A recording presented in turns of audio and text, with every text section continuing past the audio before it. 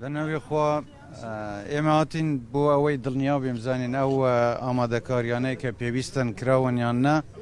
ئەویش جێی دەستخۆشیە من سپاسی جەنابی وەزیر و هەموو ستافە بەڕێزەکانی دەکەم مدیری خەستەخانە و هەموو پزیشک و فەرمانبەرانەی کە هەوڵیان داوە ئەم شوێنەیان ئامادە کردووە بۆ هەر حاڵاتێکی نەخوازیار و ئەم جۆرە خەستەخانە و شوێنانە لە هەموو پارێزگاکانی کوردستان ئامادە کراون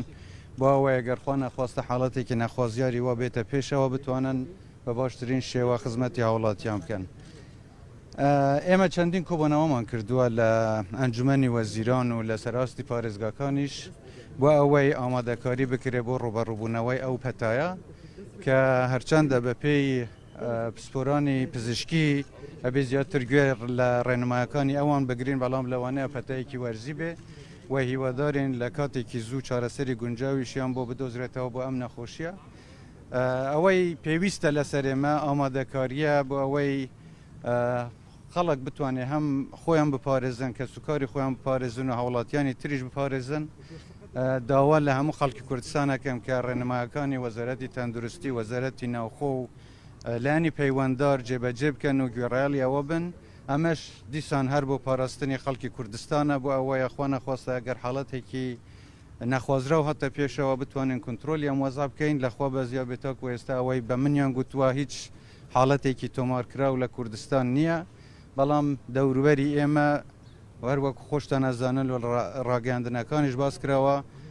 چەندین حاڵات لە وڵاتانی دەوروبەر و لە خواروی عێراقشەوە هەیە لەبەرەوە پێویستە ئەو ئامادەکاریە بکرێ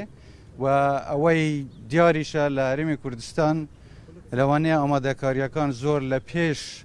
لە زۆربەی ئەو وڵاتانی ناوچەکە بن و ئەمەش جێی دەستخۆشیە و داوای من لە خەڵکی کوردستانەوەیە هاوکار بن لەگەڵ ستافی پزیشکی لەگەڵ ئەوانەی کە لە خزمەتی هاوڵاتیاندان هاوکاریان بکەن و خۆشیان بپارێزن. هەروەها داوام لە بازرگان و دوکاندارەکانیش هەیە بە هەستێکی باڵای بەرپرسیارەتیەوە ڕەفتار بکەن و ئەوەی پێویستە بۆ هاوڵاتیان دابین بکەن و خۆشیان دوور بگرن لە زیادکردنی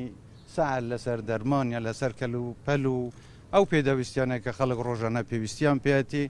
هیوادارم ئێمە بتوانین بەیەکەوە ڕوبەڕووی ئەم پەتای ببینەوە و ئینشاءالله هیچ شتێکی ناخۆشیش ڕوونادات و هیوادارم هەموو خەڵکی کوردستانیش هەر سەلامەت بن.